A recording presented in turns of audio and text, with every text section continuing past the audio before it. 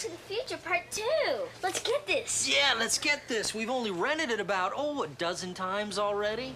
But it's got all that adventure and all that magic. Plus, it's got Michael J. Fox and Christopher Lloyd. But what does this previously viewed sticker mean? That means you can buy a previously viewed video cassette at a low price and add it to your home library. Okay, let's buy it. Yeah! Steven Spielberg presents a Robert Zemeckis film, Back to the Future Part 2. Bring home your copy today.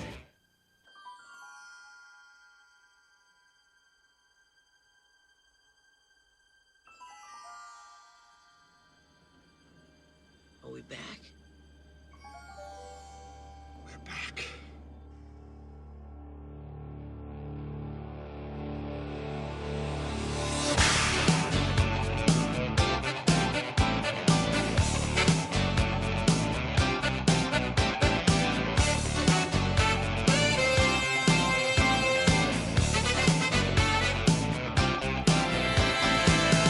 Everybody, guess what I'm doing again? Watching one movie and podcasting about it.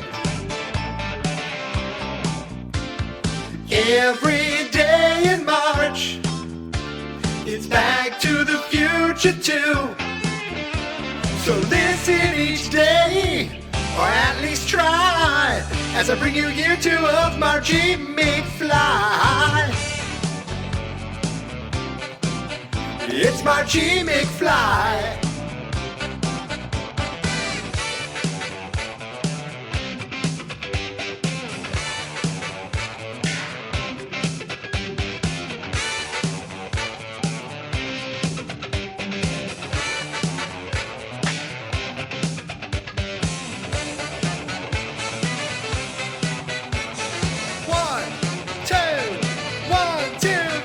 It's Marchy McFly. It's Marchy McFly. Oh, Marchy McFly. It's Marchy McFly.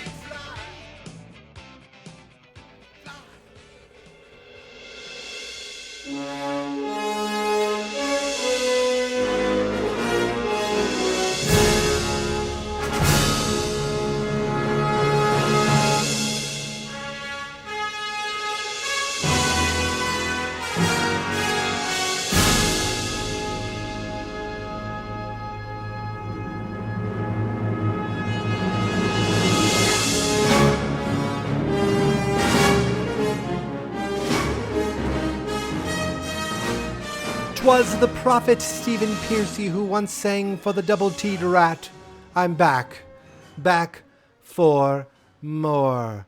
That's right, ladies and gentlemen. Welcome back to day 3 in month 3 of year 2 of Marchy McFly, to where we are celebrating, for the most part, everything Back to the Future 2.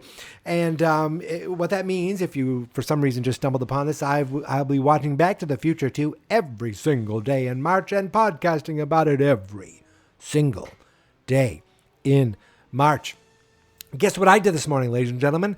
I watched Back to the Future 2 with my breakfast burrito and my iced cup of coffee, and it was a delightful breakfast.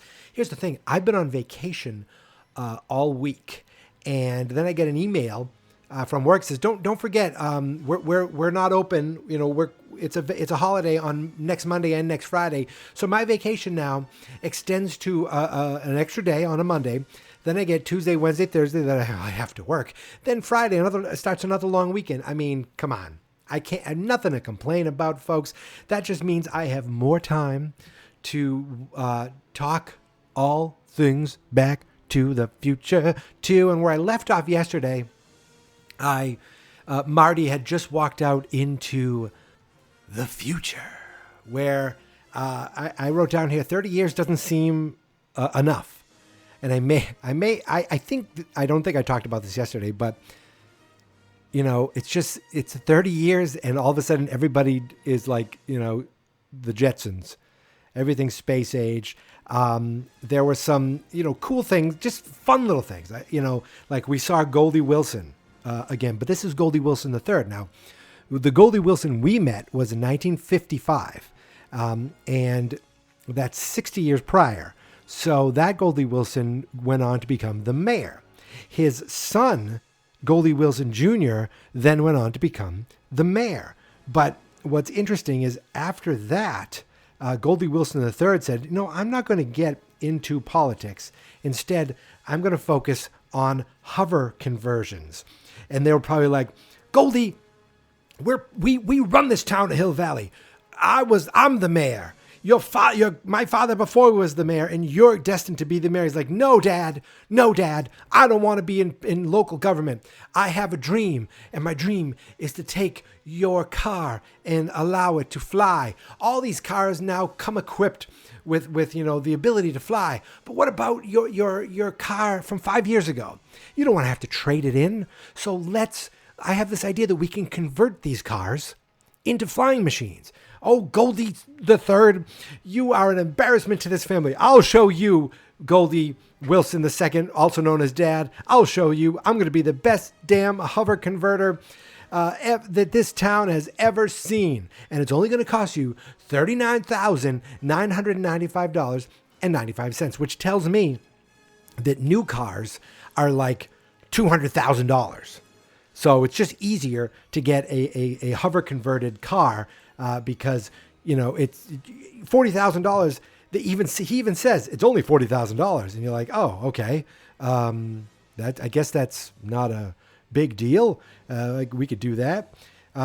So that's just a fun little thing out of, and it also gets the Goldie Wilson character into the downtown Hill Valley. If you remember, in 85, it was re-elect Mayor Goldie Wilson. In 55, it was re-elect Mayor Red Thomas. And now we see signs for Goldie Wilson Jr., but we don't see any political vans going around announcing that. We just see Goldie talking about hover conversions. What else do we see in the future? We see Jaws 19, the famous Jaws 19 with Max, directed by Max Spielberg, who is Steven Spielberg's son. And I do like that it said this time it's really, really personal. And, we get the joke where it's a hologram shark.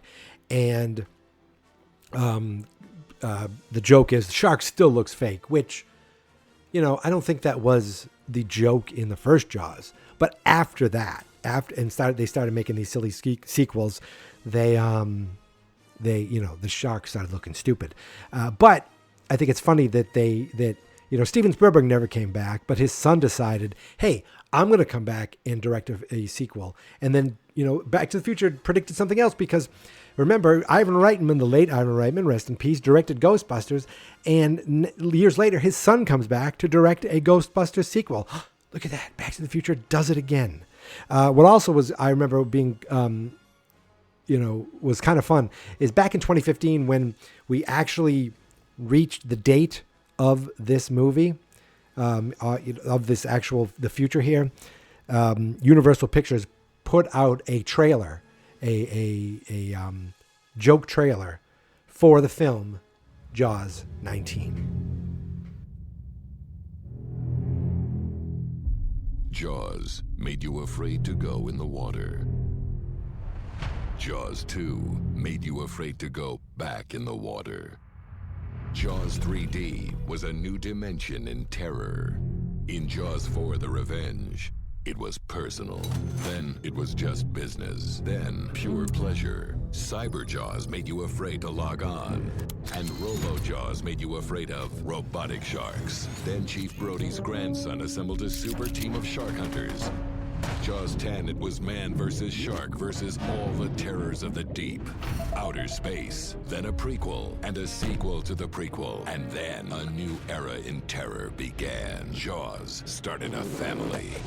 Battled a Russian shark named Ivan Sharkovsky, took a bite out of the Big Apple, and learned about love from a mysterious stranger. Jaws 18 Origins, the mind-blowing reboot. Now, the oceans are disappearing, and to save their home, the sharks must attack.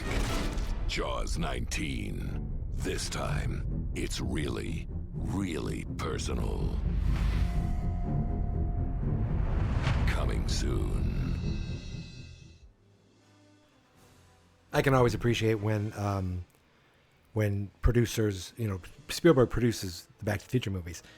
When producers or directors or actors, anybody can kind of poke fun at themselves, and even Universal, they own Jaws, so it's or they are the rights holders or whatever you want to say. So even that is just fun to see that they could see how silly it kind of was or how it became, and then let's go even more silly. I want to talk about the more stuff in 2015. The antique shop. The antique shop. I have a photo that I pulled up, and I really want to zoom in and kind of look at this. Now, of course, this is audio podcasting, so you can't see me zooming, but I swear I'm zooming and try to see everything. Like I'm all the way over in the left-hand corner, starting off. I found this on Reddit, and I should actually post this in the show notes. This picture. It's got a couple of things circled, red circles. I found this on Reddit. Maybe I'll just put a link to it in Reddit.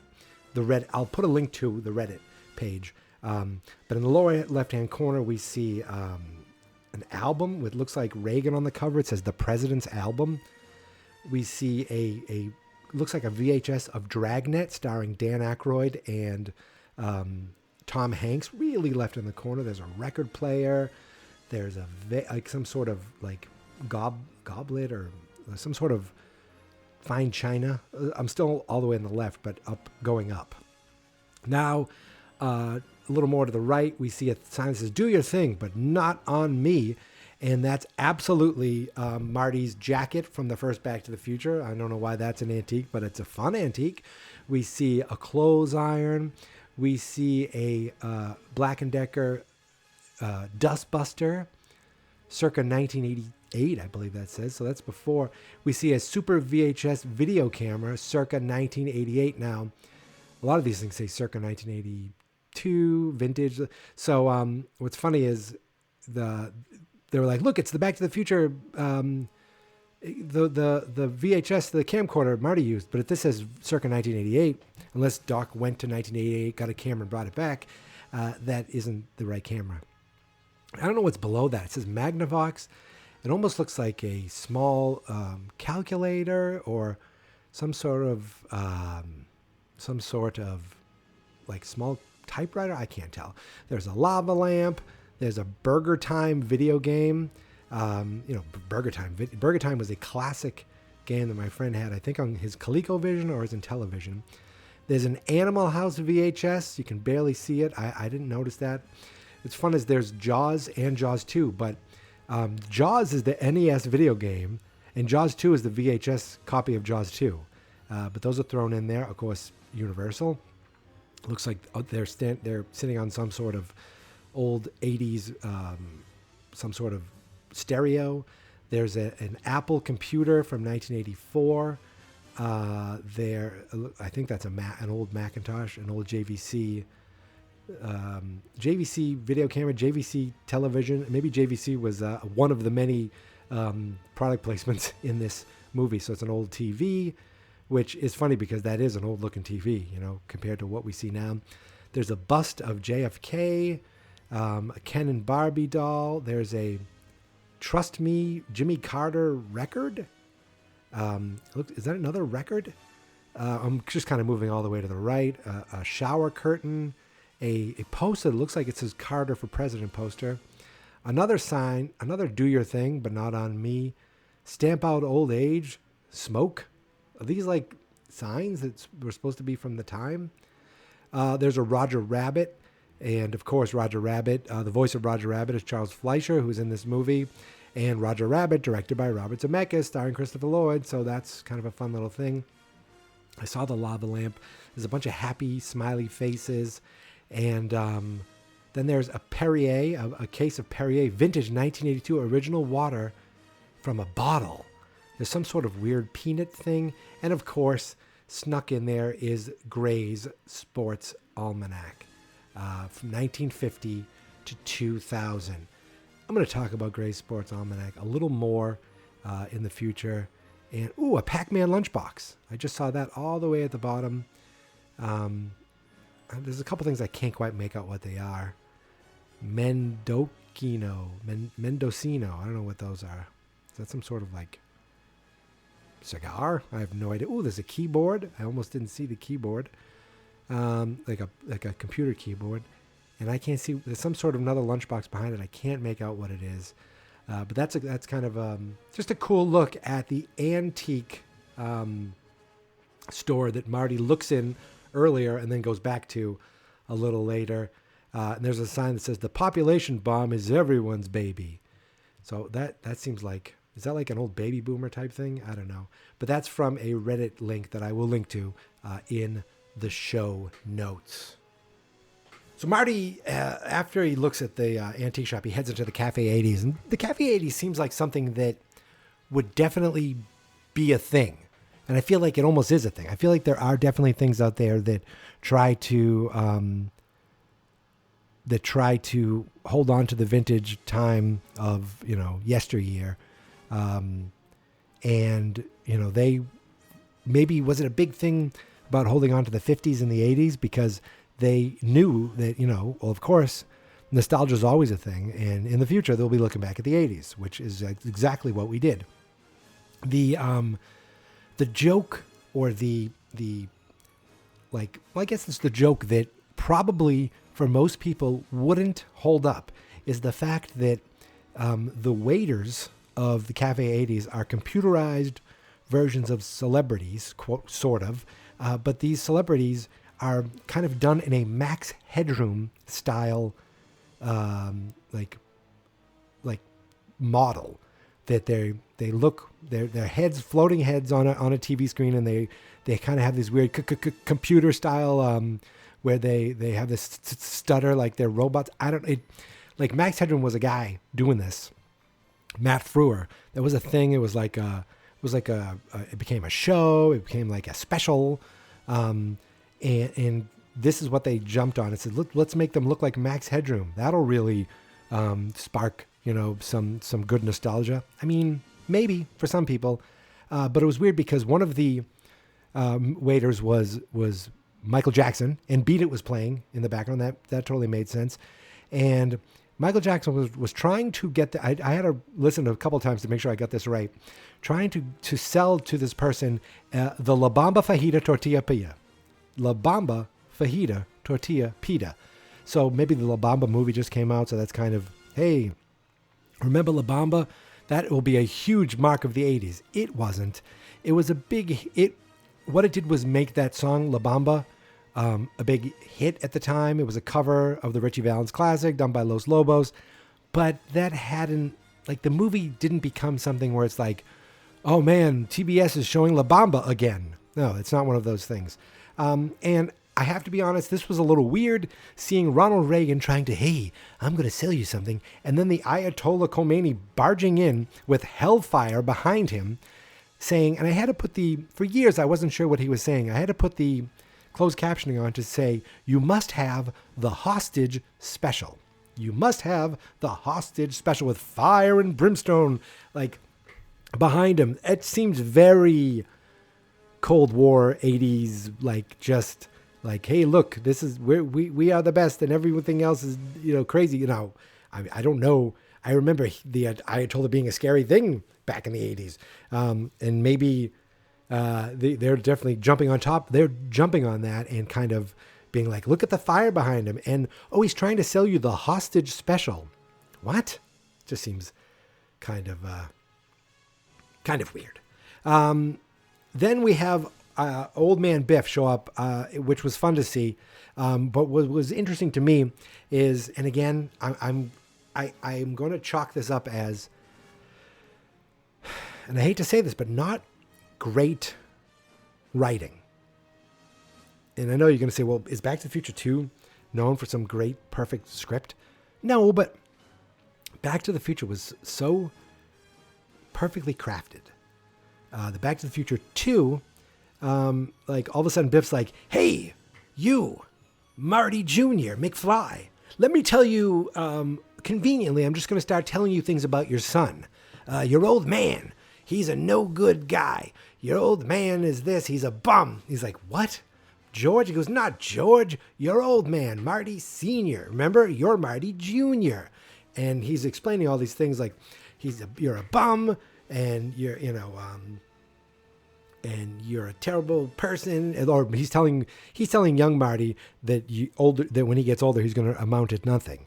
So that was just kind of, hey, all of a sudden just randomly a convenient way of getting some story out there. And then young Griff shows up. I do like that he says you were supposed to put 2 coats of wax. I just did 2 coats. That was kind of a nice little callback. And again, I love the practical effects of Griff's car kind of floating in. It wasn't perfectly, like it kind of bounced a little, but I think that was the point. Griff had his own crew. None of them I recognize except Jason Lee, who was an actor who had been in a bunch of things in the 90s. And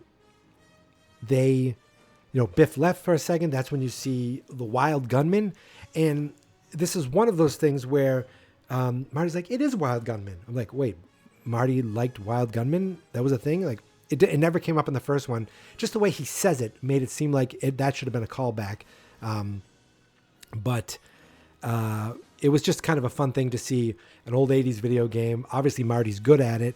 And it shows he's a really good shot, which comes into play later. But all of a sudden, Marty McFly's a really good shot. Who would have thought? He didn't grow up in Hell Valley. If he grew up in Hell Valley, then maybe it would have made sense. But Hill Valley, why is Marty McFly such a good shot all of a sudden? But we see Elijah Woods, which was fun to see as a little kid. I think he was like 8 years old when this was done. Then he orders himself a Pepsi Perfect, and Biff comes back in, says, "Are you in or you out?" He's like, "I'm out." "No, Biff." And then Biff says, "What are you, chicken?" And we have a sound effect of a buck, buck, buck, buck, buck. And here we get the beginning of the worst part of this script. The most fitted, like retconned, is that what it's called? Thing in this script. The Marty goes off the edge, off his rocker when anyone ever calls him chicken. He's like, "Nobody calls me chicken." I'm like, really, Marty? Nobody calls you chicken? And from there, that little fight ensues. Marty runs outside. In similar fashion to 30 years ago, he goes up to a kid and steals their toy. This time, instead of it being a scooter that he turns into a skateboard, it turns out he's borrowing a hoverboard. And my friends, I think that's where I'm going to end it today. Well, okay, maybe not end it just yet.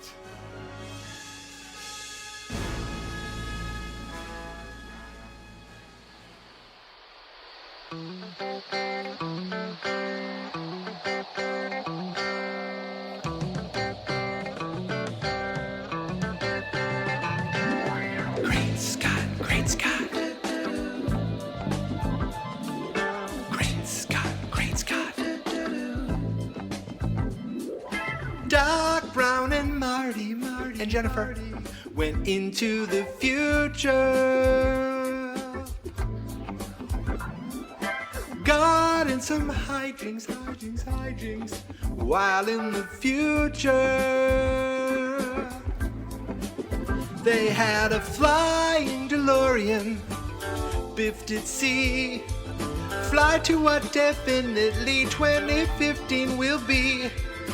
Fly, then leave Jennifer in some alley. A well-thought plan in the future. Cafe 80's. Don't join up with Griff's ring, calls Marty chicken. When the hell did that become a thing? Things go crazy.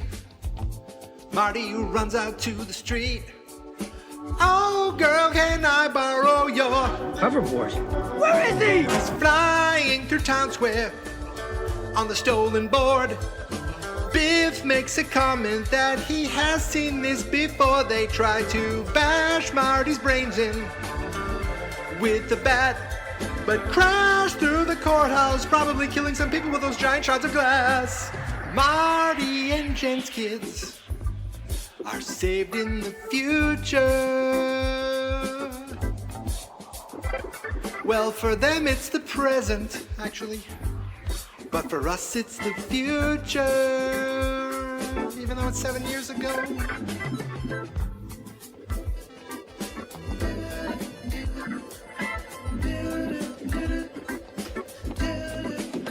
They had a flying DeLorean that Biff stole. Turns out old man Biff Tannen plays a crucial role. A flying DeLorean that he somehow used quite well. But when he got back to the future, he did not look so well.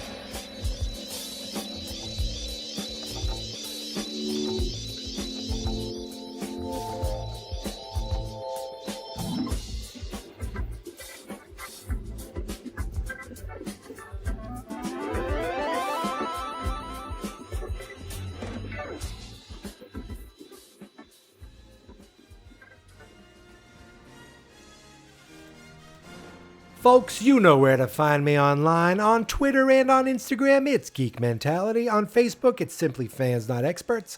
The website is fansnotexperts.com.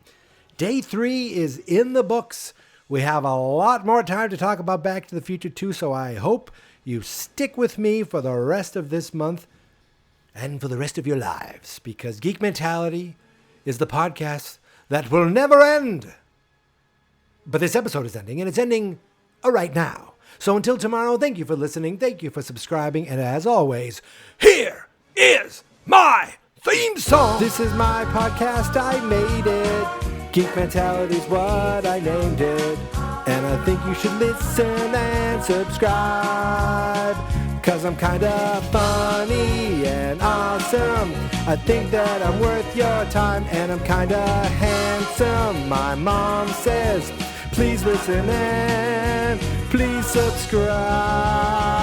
At least listen to this episode. Fans Not Experts.